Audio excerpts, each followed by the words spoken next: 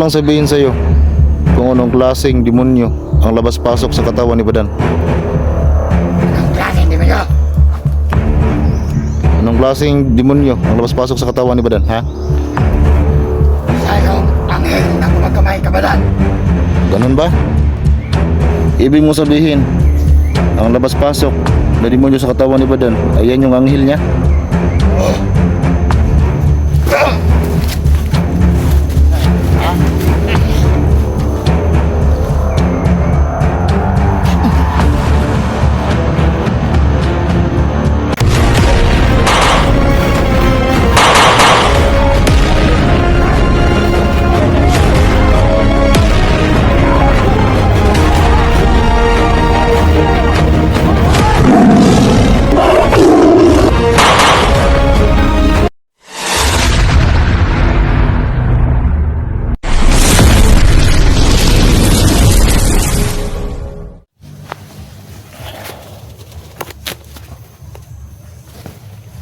So ayan mga mahal kong kapatid, magandang umaga sa ating lahat. So ngayon ay meron pa akong gustong sabihin sa inyo. So itong sasabihin ko sa inyo ay galing po ito sa itaas, galing sa ating Diyos Ama. So isa itong masamang balita para sa inyo, at tungkol ito kay Badan. So sana ay maintindihan nyo itong aking sasabihin ngayon, kasi alam ko medyo masakit talaga itong tanggapin kung marinig itong aking sasabihin ngayon. So alam nating lahat na mayroong masamang demonyo na labas-pasok ngayon sa katawan ni Badan. So pati ako ay hindi ako para nabigla din ako sa binulong ng ating Diyos Ama. So sana ay maintindihan nyo itong aking sasabihin ngayon. So medyo nahirapan ako ipaliwanag sa inyo to, mga mahal kong kapatid, tungkol ito kay Badan. So ito gusto kong ipaliwanag sa inyo, kasi ito talaga ang binulong sa akin ng ating Diyos Ama, tungkol dyan sa prinsipe na labas-pasok sa katawan ni Badan. So masakit man isipin na ang demonyo na labas-pasok sa katawan ni Badan, ang totoo ay yan ang kanyang anghel. So kahit ako naguguluhan ako sa binulong ng ating Diyos Ama, siguro dahil yan sa buhay ni Badan noon, maisa pa siyang komandir, kaya pala labas-pasok sa katawan ni Badan yung demonyo na yan. May kalaban dito. So hayaan naman natin yan. So yan palang kanyang anghel. So sana ay maintindihan nyo itong sasabihin ko patungkol kay Badan. Alam ko masakit tanggapin na ang demonyo na labas-pasok sa katawan ni Badan, ayan pala ang anghel niya. Yung sinasabi ni Badan na prinsipe ng mga demonyo. So sana ay mahanapan natin ng paraan yan. At tungkol din sa gabay ni Simo, darating din ang tamang panahon, tamang oras na magkikita kami dalawa niyan. So yan, ako naguguluhan talaga ako tungkol sa anghel ni Badan, kasi isa palang demonyo. May mga kalaban mga tauhan to ni Lucifer. So ngayon, para masigurado natin, huhuli tayo at kakausapin ko, kausapin natin kung gaano katotoo. Pero alam ko, mga mahal kong kapatid, na totoo talaga. Kasi ang Diyos Ama na mismo ang nagsabi sa akin na ang labas-pasok ng demonyo sa katawan ni Badan, ayan pala ang anghel niya. So alam ko, mahirap tanggapin nila Jigo ito, nila Simo, sa lahat ng hunter. Mahirap nila itong tanggapin kasi isa palang demonyo ang anghel ni Badan. Ay mga kalaban, mga tauhan to Lucifer. So, ang plano ko ngayon ay huhuli ako at sabihin ko sa kanila, no, para marinig natin mula sa kanila kung anong klaseng anghel ang meron kay Badan.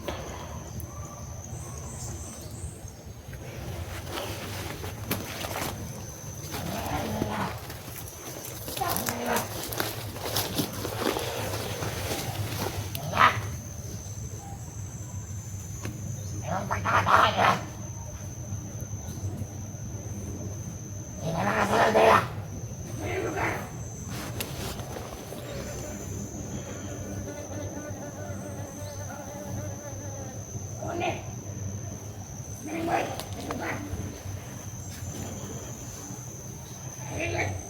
Mga kulto!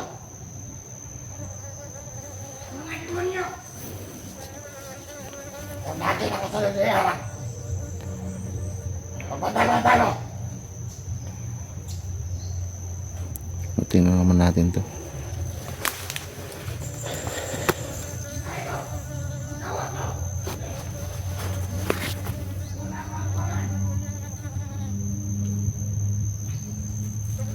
Ramdam ko tawag to Lucifer. So medyo kakaiba yung kanyang kasuotan.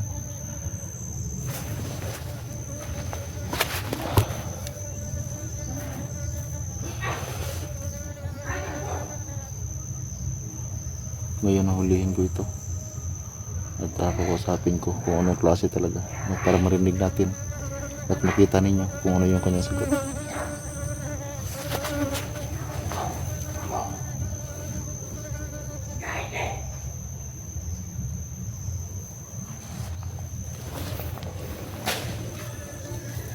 Kaibigan, alam ko isa kang demonyo. Ha? Di ba tawahan ka ng Lucifer? Dito lang pala. Kung ayaw mo saktan, huwag mo na akong labanan. Ha? Hindi mo ako matatako. Ganun ba? Meron lang sana akong gustong itanong sa'yo. Ha? Pero kung lalaban ka, wala akong magagawa kundi hulihin ka. Relax ka lang, may tanong lang ako sa'yo. Anong kailangan mo dito? Ha? Gusto ko lang sabihin sa'yo kung anong klaseng demonyo ang labas-pasok sa katawan ni Badan. Anong klaseng demonyo? Anong klaseng demonyo ang labas-pasok sa katawan ni Badan, ha? Isa yung anghel na gumagamay kabalan. Ganun ba? So totoo nga pala yung sinasabi ng ating Diyos Ama. Ibig mo sabihin, ang labas-pasok na demonyo sa katawan ni Badan, ayan yung anghel niya? Oo. Naloko na. Bakit anong kailangan mo? Ha? Nandito ko para pigilan ang ginagawa niyong kasamaan. Bakit, may magagawa ka sa akin? Hindi ako natakot sa'yo. So salamat ha. Kami. Salamat sa sinasabi mo. Naliwanagan ako. Yung sabi mo, ang labas-pasok na demonyo sa katawan ni Badan, ayan ang kanyang anghel. Ganun ba? Anong kailangan mo sabihin, ha? Hindi ka makakatakas dito. Madami kami dito. Alam ko marami kayo dito. Pero hanggat may lakas pa ako, pipigilan ko ang kasamaan ninyo. So nga, pagkita mo sa akin ang lakas mo. Pagkita mo sa akin. Ha? Ha? Mahayog kayo, ha?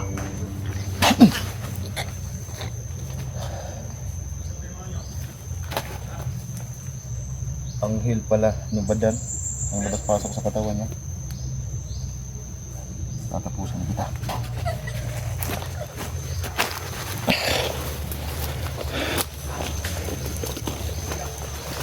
Ramdam ko may vlogger dito.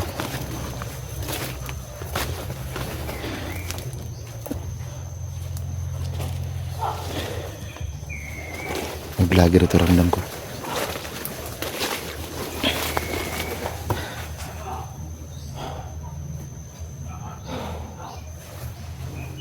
Kailangan ko muna kung sino ang vlogger na ito.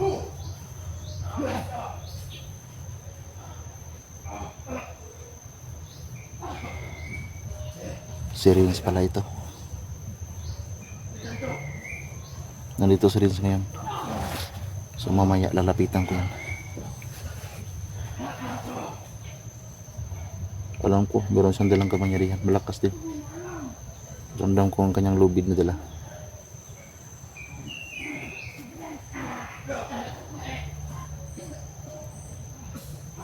So nagpapasalamat ako mga marong kapatid.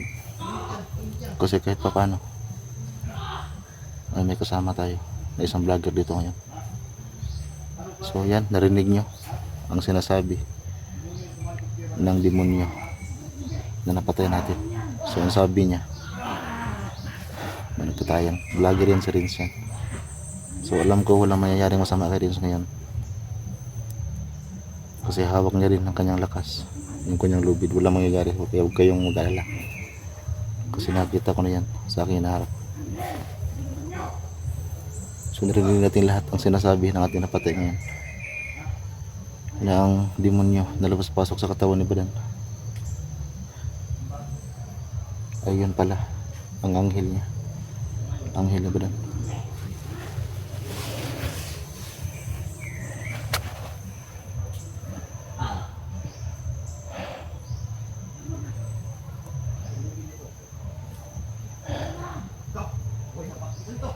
Hayaan naman natin si Rins. Alam ko kayang kaya na yan. At syempre alam ko rin na hindi yan basta-basta lapit sa akin, kasi hindi niya pa ako kilala kung sino.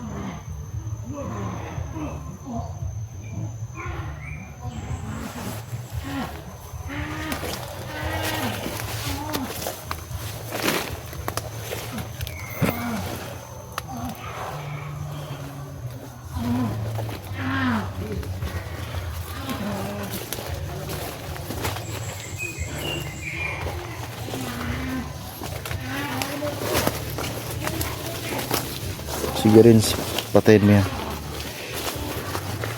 dahil meron pang kalaban dito.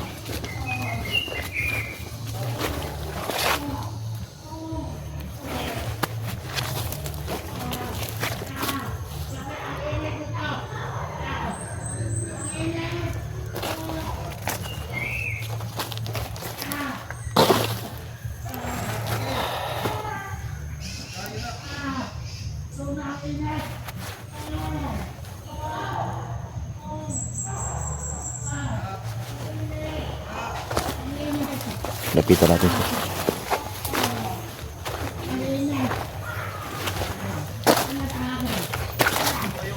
Serius ito, hindi ako pwede magkamahal.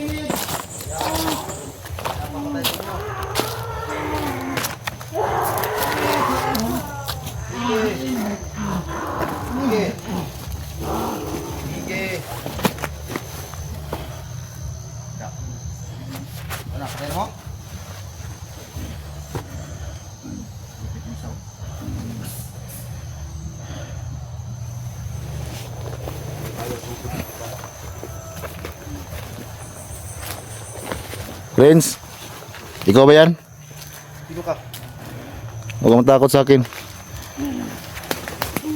Ano, napatay mo na to? Gabay ni Kuya Chico, no? Ako ito, ako yung gabay ni Jigo. Kumusta ka na?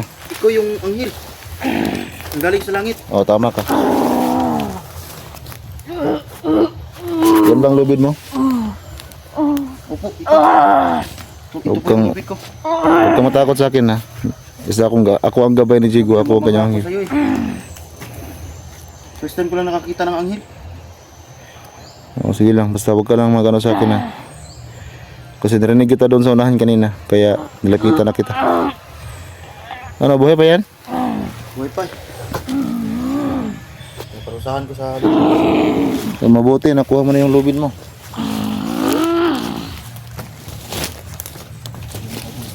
Anong sagot nila? Yung mga tanong mo? ano daw eh. Yung sumanib ni Kuya Badan na isa daw prinsipit. Tapos, Yun daw ang pinuno nila. kasi sinabi sa akin ng ating isang bahay. So kay Kuya Jigo tong cellphone no? Oo, sa kanya yan. Ako yung nadala. Halika dito. Buhay pa itong ano, itong isa. Ito. Kuha ka ng PC naman. Magkano ka? Nakuha ng mga PC naman. Kuha na ngayon ako.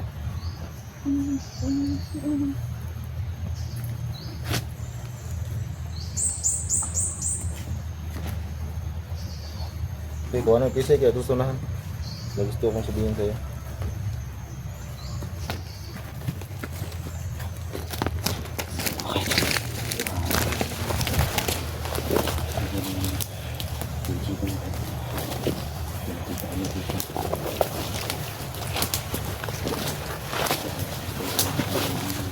So ito marong kapatid, hindi nga ako nagkamali.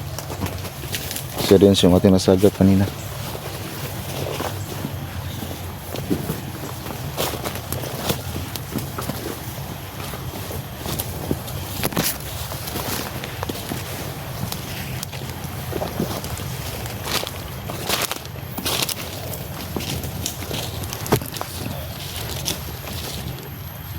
Teka mga dito, may sasabihin ako. Ano po yun?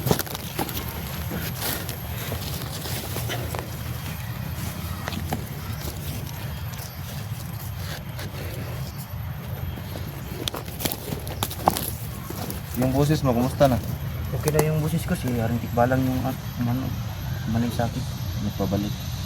Kaya lang may sinabi niya sa akin na mag-alay daw ako ng kambing sa kanya. Oh, dapat kang mag-alay talaga dyan. Kasi yung mga ganyan na kapangyarihan ninyo ay humihina talaga yan. Lalo na pag lagi niyong ginagamit. Kasi ako nga rin lagi rin akong gumagamit ng kapangyarihan. Kaya nung nakarang araw nag-aalay si Jigo sa akin. Kaya alagaan mo sa mabuti yan. At gamitin mo sa tama. Kasi marami rin nag-comment sa video ni Jigo na ibalik ko daw yung busis mo. Pero alam ko naman na kayang ibalik ng atik balang mo. So buti na ibalik na ngayon. Balik na. So ito lang gusto kong sabihin sa iyo ha.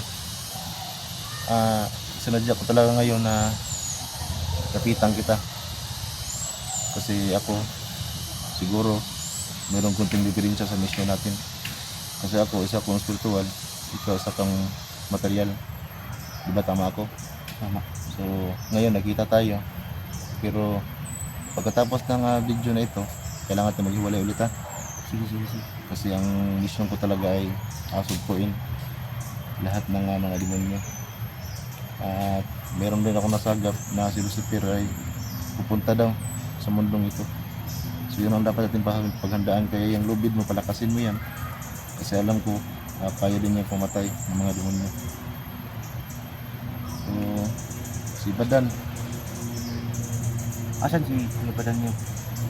Si Badan may problema pa yun. Kasi yung kanyang katawan ay mayroong labas-pasok na demonyo. At gusto kong sabihin sa iyo na mayroong binulong ng ating Diyos Ama na ang pumapasok daw kay Badan, yung tinatawag din lang na prinsipe ng mga demonyo, ay yan ang kanyang anghel. So kahit ako, naguguluhan ako kung bakit naging anghel ni Badan ang demonyo. So, anghel pala ni Kuya Badan yung si yung tinawag-tawag nila ng prinsipe. Oo, yun ang sabi sa akin. Yung tinawag nilang prinsipe, yan daw ang anghel ni Badan. Kaya lang masakit isipin na yung kanyang anghel ay kalaban natin. Kaya kung magkaroon ng oras na magkita kayo ni Badan, kasi minsan okay siya, minsan may sasanib.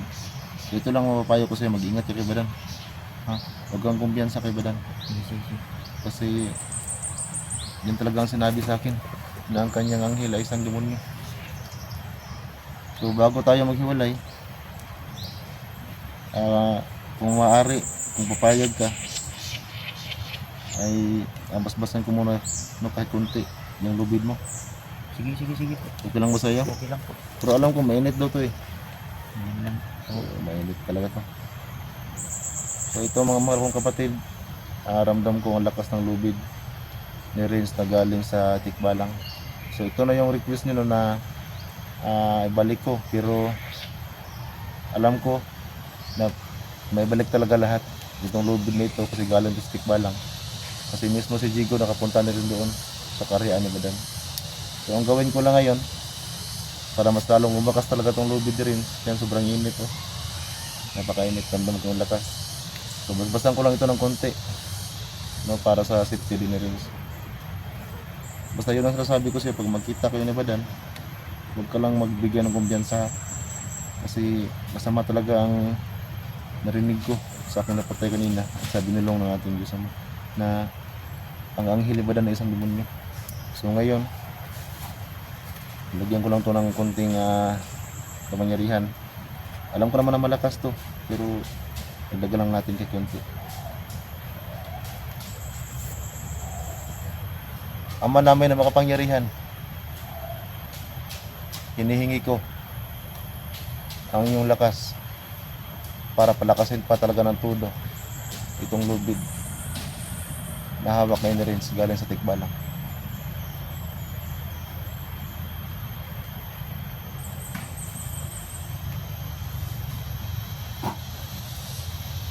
Lupunin mo yan.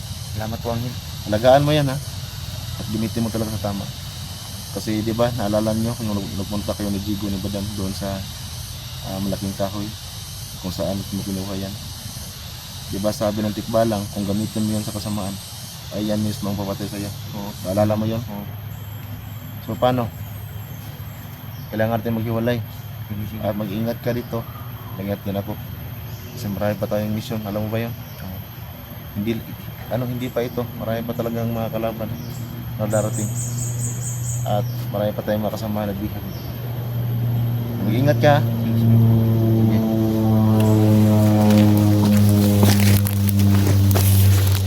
So, mag-ingat ka sa lakad mo.